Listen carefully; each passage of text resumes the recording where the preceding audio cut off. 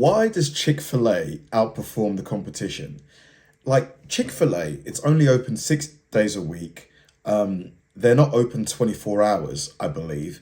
Yet, I read somewhere that Chick-fil-A, like restaurant per restaurant, like earns far more than the average fast food place. More than McDonald's, more than Five Guys. Like, I think it's the, like, per store, per restaurant, the highest earning fast food chain in America, I think. Why is that? I've had Chick-fil-A twice in my life and it was delicious. But there are other really good, chicken sandwiches you can get in America. So what is it that they do that makes them just so good? This just might be my favorite business model of all time, and I think that it is the epitome of capitalism done right. All right, let's go. Today we're talking about Chick-fil-A. It is the most successful restaurant chain in America, and it has done that despite being canceled like every 5 minutes for the past decade. Really? People have tried to cancel Chick-fil-A? What for? All they do is make chicken sandwiches. Bare minimum, regardless about how you feel about Chick-fil-A, you should at least take the time to understand their business model because it's really good. And when I say it's good, that's an understatement because they're not just the most successful restaurant chain in America, they are the most successful by like 10 miles. They absolutely body the... Damn, literally. Almost 50%, no, more than 50%. Almost double McDonald's. Yeah, they're by far. I mean, where does Whataburger rank on this list though? And In-N-Out, I'd love to see where they rank. Competition, it's not even close. Okay, let me break this down for you. The most profitable restaurant chains of 2023 are as follows. Starbucks with $35 billion, McDonald's with $25 billion, and then coming in third is Chick-fil-A with $21 billion. So, how is it that the third most profitable restaurant is somehow the most successful? Well, per capita matters, right? Because Starbucks is coming in first with $35 billion, but they've got 38,000 locations. Wow, there's 38,000 Starbuckses. That's crazy. Like, that's a lot, isn't it? McDonald's coming in second with $25 billion, but they've got 40,000 locations. Chick-fil-A is coming in third place with $21 billion, and they have 2,900 locations. Okay, Way these other less. restaurant chains are 12 times larger and have roughly the same output as Chick-fil-A, meaning that the average crazy. Chick-fil-A is like 12 to 14 times more profitable than your average McDonald's or Starbucks, which is absolutely fucking insane. And then it gets even crazier when I remind you that Chick-fil-A isn't open on Sundays, meaning that Chick-fil-A is outperforming all of its peers with less locations, working less hours a day, working less days per week. Man, I wonder if they've ever thought about opening up on Sunday. Like, why don't they open on Sundays? Because they could add an extra, if you divide their revenue by 7, that's an extra like $3 billion potentially.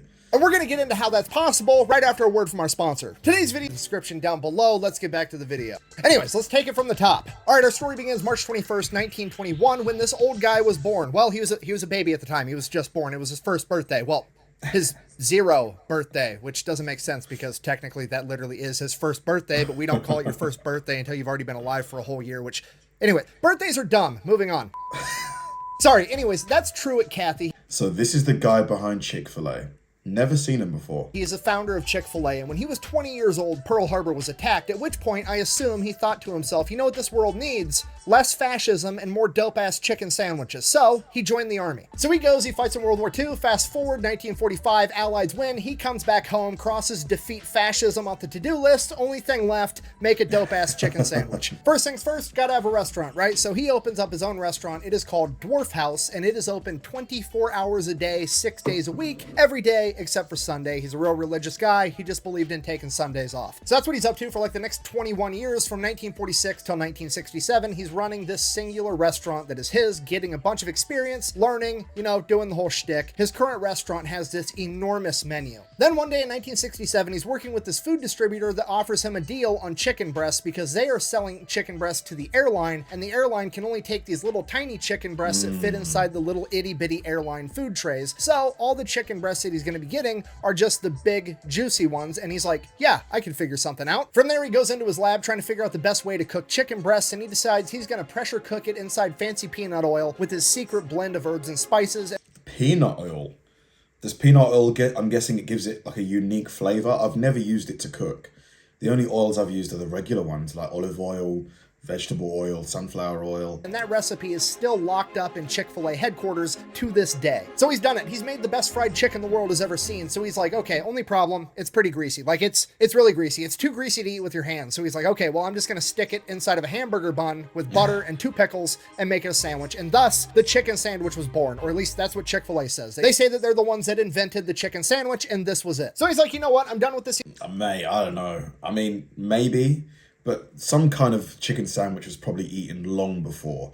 You know, if we're talking about just a piece of chicken between like bread, it's got to be way older than 1920. Enormous menu selling all these different items. I'm just going to sell this chicken sandwich. I'm going to rename my restaurant from the Dwarf House to Chick-fil-A, and this is all I'm going to sell. And the rest is history, okay? Fast forward like 60 years, guess what they're still doing today? They are selling that exact chicken sandwich, which leads me into the first principle of why they're so successful. They follow the simple rule of if it's not broke, don't fix it. Okay, the chicken sandwich is perfect. Leave it alone. Nobody touch it. Just keep selling the exact same thing that got you here. I know that sounds simple and dumb, but most companies can't help but fuck this up.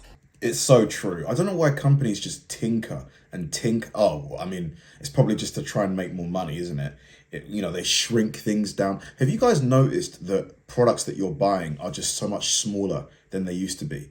Like, it's so annoying. The other day I bought Lurpak and it was like 10% smaller. But guess what? The price had gone up. It's ridiculous. That is a Cheez-It inside. 16 times the size of a regular Cheez-It. I present to you the Cheez-It Crunch Wrap. Okay, and I can give you a real life example why changing shit up and having promotional items all the time is a terrible idea. I used to eat Doritos all the time. Then one day Doritos came out with this new flavor called Buffalo Ranch Doritos Jacked, and they were the best Doritos on the planet by like 10 miles. And I probably ate a bag of them every day for several years straight. Then one day they just disappeared and they quit making them, seemingly for no reason. I can only assume it's because it was driving down the sales of all the other flavors because they were the best Doritos ever. And now, guess what? I just don't eat Doritos anymore because every time I eat a normal Dorito or a Cool Ranch Dorito or a sweet chili. The way he's saying Dorito, like he's almost like leaving out the O. I say Dorito. It's just funny. I don't know. When he was saying it, it was just like Dorito. How do you say Dorito? Do you say Dorito or do you say Dorito? Chili Dorito, I go, oh. It's like a shittier version of Doritos Jacked Buffalo Ranch, and I don't even like it anymore. Okay, because you gotta realize, people are creatures of habit. I would have habitually eaten a bag of Doritos Jacked every day till I died if they gave me the option to, but they took Doritos Jacked away, then they essentially broke my habit for me, and I just never went back to eating normal Doritos, okay? So, it was a giant mistake to have the promotional item in the first place, because if they didn't have that, I probably would have just kept eating normal Doritos for the rest of my life. But no, they fucked it up. I love this scene. Which leads us right into our next principle, the KISS principle. Keep it simple, stupid. And this is really where Chick-fil-A excels. Okay, let me break this down for you. Here's their entire menu. They sell chicken sandwiches. That chicken can be fried or grilled, and it can come with cheese or lettuce if you want. And then they also have chicken nuggets and chicken tenders. That's it. That's like the whole menu. And some of you are like, wow, that's not a lot of variety. I'd probably get bored if I went there a lot. First of all, unlikely. It's the best chicken sandwich on the planet. Secondly, even if you did get to the point where you're like, you know what? I don't want a chicken sandwich. Cool. Then don't go to Chick-fil-A, okay? If you don't need plumbing work done. For sure. Like, you don't have to have like every single option on one menu. There's like thousands of restaurants. If you want a chicken leg, go to Popeyes or KFC. You don't need to be able to get that from Chick-fil-A, right? I think, yeah, Chick-fil-A do it so well, especially with the fries. Those wedge fries that they make, that they almost look like potato wedges. Oh my God, they're so good. Don't call a plumber. But if you do need plumbing work done, you call a plumber. And if you want a chicken sandwich, you go to Chick-fil-A because it's the best chicken sandwich, okay? There's nobody on the planet that's like, man, I would really enjoy a chicken sandwich right now. And they pull up to an intersection and there's a McDonald's right next to a Chick-fil-A. Zero people on the planet are going to go to McDonald's for that chicken sandwich, okay? None. Nobody. Chick-fil-A has picked its arena of battle, and when it comes to chicken sandwiches, they are the undefeated heavyweight champion. Which honestly is exactly how you should tackle pretty much anything in life, okay? Pick the one thing that you want to excel at and just be the best in the world at it, and you're going to make way more money than anybody else, okay? Let me break this down for you. Every person that you've ever looked up to, pretty much ever, you've admired for the fact that they are the best in the world at something, or they excel at one thing in particular, okay? Michael Jordan hasn't played basketball in decades, but everybody on the planet knows who Michael Jordan is because that motherfucker was the best at playing basketball. Okay, you've never had a role model in your entire life where you're like, wow, I really look up to this person because they're pretty mediocre at a bunch of random shit. It's so true. It's so true. Like focusing in, but this is the hard part about growing up, like picking the thing you want to focus in and sticking at it when it gets really hard. Like a lot of people, I think when it gets challenging, they bail, which is understandable. I've done that loads of times, but you know, you don't get good at things unless you can power through, right?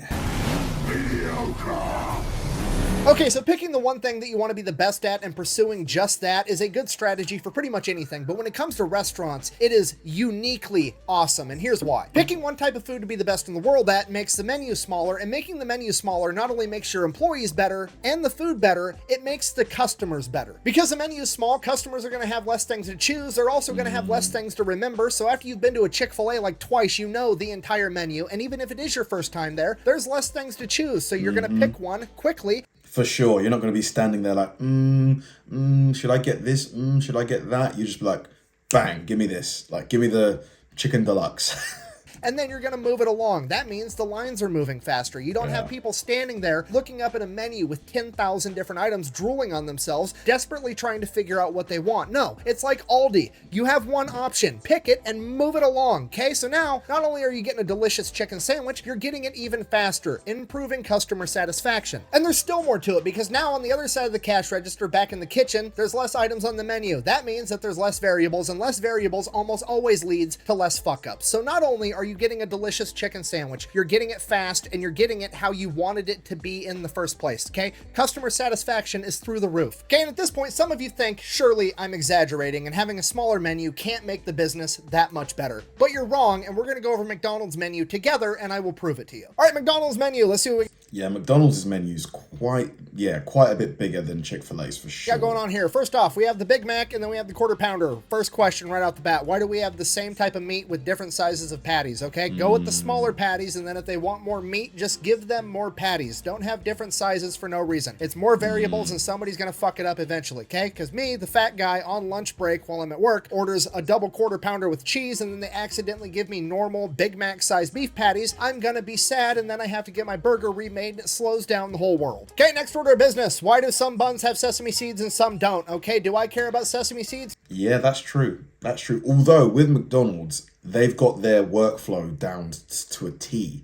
So, you know, like you order McDonald's, it takes like maybe 5 minutes for it to get made. So despite them having a huge menu, they are still quite quick, aren't they? No. Does any rational person care about sesame seeds on the bun unless they have an allergy? Absolutely not. But we all know that there's some Karen that's going to use that as an excuse to drive back around and go through the drive-thru again, bitch out the employee for 5 minutes because she's trying to get a free meal over it, okay? Now you've ruined the employee's day, you've slowed down the line, and you have to make more burgers, all because you can't decide whether or not you want sesame seeds on your buns, okay? Just make a decision. Okay, next question. What the fuck is the difference between a McDouble and a double cheeseburger? They look like the same exact thing. Oh, Mate, that is actually true.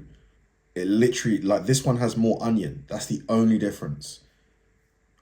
Yeah, literally. I see here. It's one piece of cheese. That's the difference. You have a whole different sandwich with a different name over one piece of cheese. Okay, just pick how you're making a double cheeseburger. Do you want it with 1 piece or 2 pieces of cheese? Don't have 2 different options, because now I have to listen to the next 10,000 people ask, what's the difference between the McDouble and the double cheeseburger? One's cost 7 cents more because it has an extra piece of cheese. Okay, that's dumb. Get rid of it. They're the same picture. All right, moving on. Chicken They literally look like the same picture, don't they? and fish, adding 2 more types of meat, which is more variables. So I will say the filet of fish with extra tartar sauce is amazing. I've been eating this thing for like 15 years. that's bad right off the bat.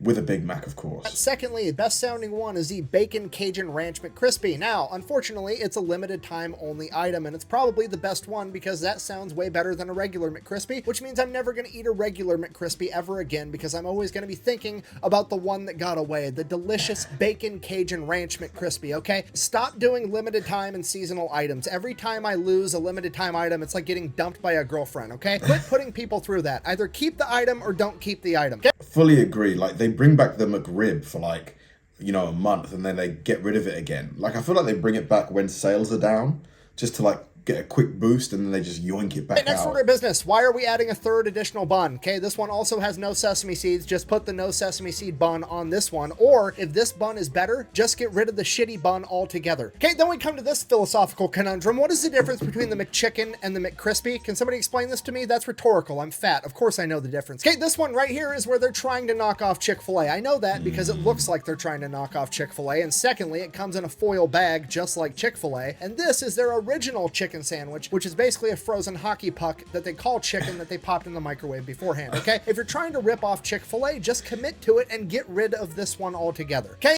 I will say the McChicken sandwich from McDonald's is a pretty good sandwich. It's not as good as Chick-fil-A, but it's decent. Or do you guys disagree? When was the last time you ate McDonald's, by the way? I feel like outside of England, people don't really eat McDonald's that much. Moving on. Okay, then we have the chicken nuggets. Hey, stop it!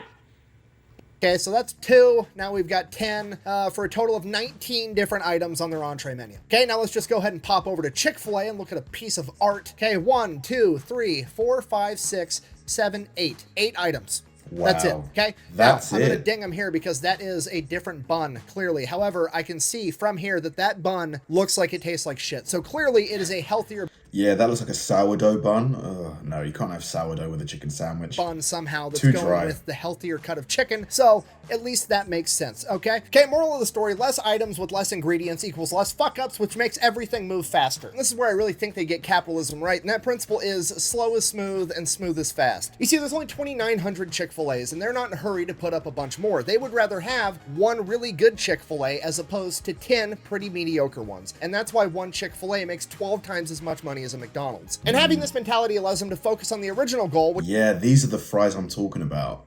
What are they called?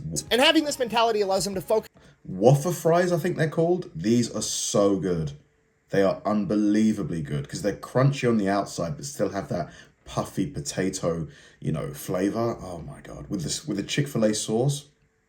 on the original goal, which is just having good food. When you compare Chick-fil-A to McDonald's as far as opening up a new location goes, it's insane how different their mentalities are. Because McDonald's is meticulous, they go full psychological warfare mode on where they're going to put all of their locations. I'm making these numbers up, but this is roughly what their process is. If you come to McDonald's with millions of dollars, say, hey, I want to open up a McDonald's, they're like, cool, give us the general area. Then they send people out to sit in potential locations, and those people just sit there and count how many cars drive by. Click, click, click, click. And McDonald's knows out of every 100 cars that drives by, 3 of them are going to pull into McDonald's, and they know that every single person that pulls into a McDonald's on average spends $12 or whatever. Before McDonald's even breaks ground on the new restaurant, they can predict within $10,000 how much money that location is going to make. That is pretty clever, to be fair. I mean, I suppose because they've got so many stores, they've got so much data to be able to make that, assumption. Wow. So they can pretty much tell you, okay, if you spend this much, you're going to make this much per year. Pretty useful. That year. Chick-fil-A, on the other hand, doesn't give a shit. They're going full Field of Dreams approach. If I build it, they will come, okay? They can't tell you within $10,000 how much money you're going to make in your first year, but guess what? They can tell you it's going to be more than any fucking McDonald's around. And because they grow so slowly, they're not like a normal franchise where just some rich millionaire dude can come up and be like, hey, I want to own a Chick-fil-A and never actually work there. No, Chick-fil-A owns every Chick-fil-A. They own all of it. They own the restaurant, the property it's built on, and all the equipment inside of it, okay? If you want to run a Chick-fil-A, you become an operator, at which point you get 50% of the profits of that restaurant that you run. Okay? Not bad. I mean, if the restaurant's making $5 million in revenue, let's say profit, let's say is 10% of that, and you get 50%, that's still $250,000 a year. Not bad. They are extremely picky about who they let run Chick-fil-A's. You almost always have to have worked there for an extended period of time and worked your way up. These people end up making over $250,000 a year, and they Nice. Bang on the estimate. have to have a very, very small investment. I think it's like $10,000, and it's not even technically an Wow. investment. It's more or less a security deposit, because if this person goes to a different job or they retire, they actually get that money back, assuming that the restaurant that they were running is in good condition when they leave. According to their Right. website, like over 10,000 people every year apply to be an operator and run a Chick-fil-A, and they pick like maybe a couple hundred. They have a less than Wow. 1% approval rate for people going through an extensive interview process that includes writing essays, background screenings, and everything else. Now, obviously, there's What, you got to write essays? It's like being at university. Well, you got to do like a dissertation, like a thesis. Pros and cons to this, just like everything else. One of the cons being, while you are the operator, you're technically not the owner, so you kind of always have that dangling over your head, like you're not actually the owner of the Chick-fil-A, you just run the place for somebody else. But at the same time, I think that it also incentivizes all the employees that work there, because there is actually a clear path of like success. There's a real career there where you can actually work your way up the ranks and start making hundreds of thousands of dollars a year, potentially at a job that you started when you were 16 years old working in high school. Okay, like I think it does. For sure, that security that you can start off like just, you know, flipping the chicken sandwiches, making the chicken sandwiches, and end up making $250,000 a year and not having to leave. Because these days, a lot of people have to job hop to get a promotion and stuff like that. So very attractive to be able to like just go, there's like a path. A lot to the morale and the overall culture of an entire company to actually have a visible ladder there that people at the bottom can climb up to the top. Because I mean, let's face it, a lot of these restaurants, like, yeah, technically you could own a McDonald's, but also I think McDonald's charges $50,000 or $60,000 just as a franchise fee to open up the restaurant. Then you also have to pay for the restaurant. Basically, you need like between $2 and $3 million to open up a McDonald's. So as a person working at the cash register, that dream of potentially owning one, I guess technically is possible, but also highly, highly unlikely. And the problem with that is, instead of getting people that work their way up from doing dishes in the back all the way to running the store, you just get a bunch of multi-millionaire assholes that want to buy 50 McDonald's so that they can make even more money while also not working. Whereas Chick-fil-A, it's really hard to get a single Chick-fil-A, and then if you prove yourself and you're really, really good, sometimes they'll let you get a second or a third one. Less than 15% of all Chick-fil-A operators, which is their equivalent of like a franchise owner, actually run more than one Chick-fil-A, and they're all highly successful. So to be fair, like, it sounds pretty challenging to run a Chick-fil-A to get it, you know, running really smoothly. So for you to then add a whole another store and then another one on top of that, it seems like because they expect so much of the operators, it's just not realistic unless you have, you know, a separate manager, a separate operator running the other store. At most, you're only allowed to run Chick-fil-A. While with other chain restaurants, you can just buy like 60 of them, make a bunch of money, and never have to set foot in the place, and then your culture sucks, nobody cares, it's just a giant money-making machine to you. Whereas with Chick-fil-A's strategy, even the people at the bottom of the totem pole can be like, oh shit, that's the guy running the show right now. He's here, he cares, he's helping me. He's been through what I've been through because he worked his way up. And I think that does a ton for the culture of a restaurant, or any business, really. And I think it's pretty obviously visible from the outside if you've ever been to a Chick-fil-A. I think it's the best service out of any fast food restaurant I've ever been to. People are usually happy, and the statistics support that. They have half the turnover rate as a typical fast food restaurant, and they pay a little bit more on average. In the same vein as slow is smooth and smooth is fast, this company also operates on little to no debt, okay? They're closed on Sundays, they donate to a lot of charity, and they don't really like debt. Dave Ramsey is absolutely in love with this company. And what I mean by this is, unlike other companies that go and get big loans to expand, they don't. They save up money, and once they have enough money to open a new restaurant, they open the restaurant. And I think that this makes the entire... Is Chick-fil-A a publicly listed company? Like, can you buy stock in Chick-fil-A? Because usually with these companies that are listed, you know, the profit, like increasing profit quarter after quarter, is the biggest priority. So if it is publicly listed, like, I'm surprised that they have such an organic growth strategy, because usually shareholders demand to see, you know, increase in revenues, increase in profits every 3 months. Entire workplace environment better for absolutely everybody, because now the dude at the very top, the upper management levels, aren't freaking out about the bottom line. They don't have interest payments. They don't have payments they have to keep making all the time. It makes a low stress environment for them, which means they're not putting a bunch of stress and pressure on all the people below them. And that trickles all the way down throughout the entire company and just makes everything 100 times better. So in conclusion, whether you like Chick-fil-A or not, you should absolutely pay attention to what they're doing, because it is undeniable that they are an unstoppable force in the restaurant industry. They are the only restaurant to face nationwide boycotts multiple times in the past decade. Why? But why?